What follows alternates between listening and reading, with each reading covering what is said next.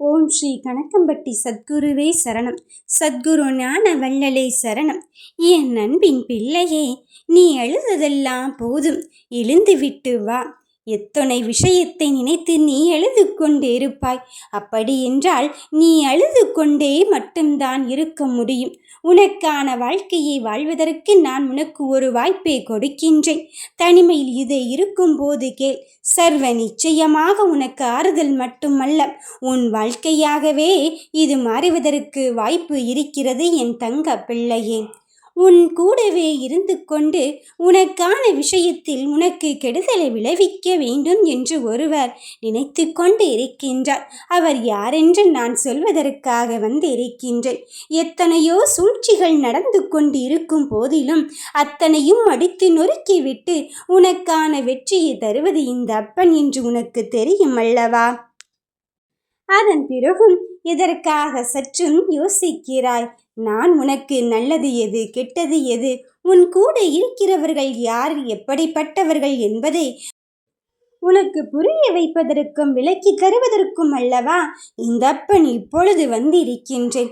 உனக்காக உன் செயலை செய்கின்றேன் என்றெல்லாம் உன் கூடவே இருந்து கொண்டு நீ எந்த ஒரு செயலையும் செய்துவிடக்கூடாது என்பதில் அவர்கள் உறுதியாக இருக்கிறார்கள். உன் கூடவே இருந்து கொண்டு உனக்கான முடிவை அவர்கள் எடுத்துக்கொண்டு இருக்கிறார்கள். உன்னை யோசிப்பதற்கு கூட அங்கு விடவில்லை. உன்னை சிந்திப்பதற்கு கூட அங்கு நேரம் தரவில்லை. அவசரமாக அதை செய்தே ஆக வேண்டும் என்ற ஒரு முடிவினிலே அவர் முடிவை எடுத்து உன் வாழ்க்கையை எப்படியாவது அங்கு கெடுதலை நோக்கி செய்துவிட வேண்டும் என்பதில் உறுதியும் தெளிவோடும் அங்கு சிந்தித்து செயல்பட்டு கொண்டிருக்கிறார். நீ எந்த திட்டத்தை தீட்டினாலும் உன் கூடவே இருந்து அந்த திட்டத்தை செயல்படுத்த விடாமல் அங்கு உன் வாழ்க்கை எப்படியாவது எதிர்மறை எண்ணத்தோடு செயல்படுத்த வேண்டும் என்பதில் தெளிவாகவே இருந்து கொண்டிருக்கிறார்.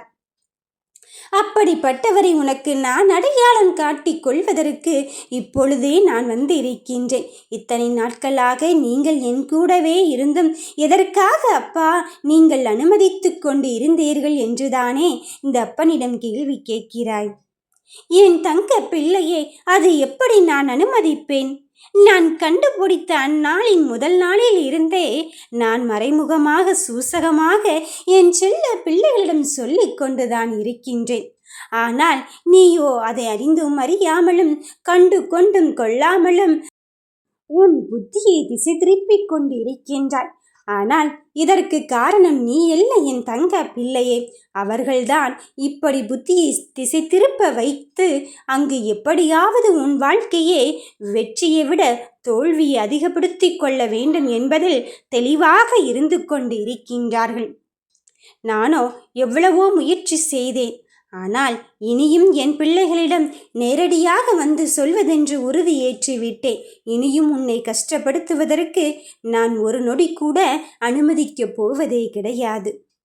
என் தங்க பிள்ளைகளின் வாழ்க்கையே எப்படியாவது சரி செய்தே ஆக வேண்டும் என்று நான் ஒரு புறம் விதியோடும் உன் கருமாவோடும் போராடி கொண்டிருக்கும் போது அவர்களோ உன்னை சுற்றி சுற்றி உன் வாழ்க்கையை அங்கு காயப்படுத்த வேண்டும் என்று முடிவு பண்ணி கொண்டிருக்கிறார்கள். அதற்கு இந்த அப்பன் அனுமதிக்கப் போவதே இல்லை. என் தங்க பிள்ளையே, நான் சொல்வதை கேள். அவர்களை எப்படி அடையாளப்படுத்துவது என்றுதான் நான் யோசித்து முடித்தே விட்டேன். நான் சொல்வதை இப்பொழுதே கேட்டுவிட்டு நீ அங்கு உன் வாழ்க்கை எப்படி காப்பாற்றிக் கொள்ள வேண்டும் என்பதில் உறுதியாக இரு. உன்னை சுற்றி நடக்கின்ற விஷயத்தில் அங்கு எவ்வளவுதான் நீ நேர்மறையாக செயல்பட்டாலும் இறுதியில் வெற்றி கிடைக்கவில்லை. அவர்கள் வெற்றி கிடைக்கச் செய்யவில்லை என்பதுதான் உண்மையான விஷயம். என் தங்கமே, அவர்களை எப்படி நான் அடையாளப்படுத்தப் போகிறேன் தெரியுமா? நீ எதை செய்தாலும் எதை சொன்னாலும் அதற்கு மறுபேச்சை பேசாமல் ஆமாம் என்றும் மட்டும்தான் சொல்லிக் கொண்டு இருக்கிறார்கள். நீ செய்வதுதான் சரி, நீ சொல்கின்ற முடிவுதான் சரி என்று உன் முடிவை அப்படியே ஏற்றுக்கொள்கிறார்கள். அவர்களுக்கோ உன் வாழ்க்கையை பற்றி கவலையே கிடையாது. நீ என்ன செய்தாலும் எது செய்தாலும் நல்லது என்றால் அவர்கள் மறைமுகமாக அந்த முடிவை தட்டி கழித்து விடுகிறார்கள். ஆனால் நீயோ நினைக்கின்றாய், நாம் நல்லது நன்மையான காரியத்தை செய்து கொண்டு இருக்கும்போது நமக்கு யார் இப்படி தடங்களை ஏற்படுத்தி கொண்டு இருக்கிறார்கள் என்று. அவர்களோ உன் கூடவே இருந்து உனக்கான செயலை, இப்படி ஒரு இழிவான செயலை செய்து கொண்டு இருக்கிறார். விடுகின்ற விடியலில் உன் பக்கம் நான் யார் இருக்கிறார் என்பதை அடையாளப்படுத்தத்தான் போகிறேன். நீ உறுதியாக இரு. உன் அப்பன் நான் இருக்கும்போது நீ இனி கவலைப்பட வேண்டாம். வெற்றி நிச்சயம்தான். வாழ்க வளமுடன்.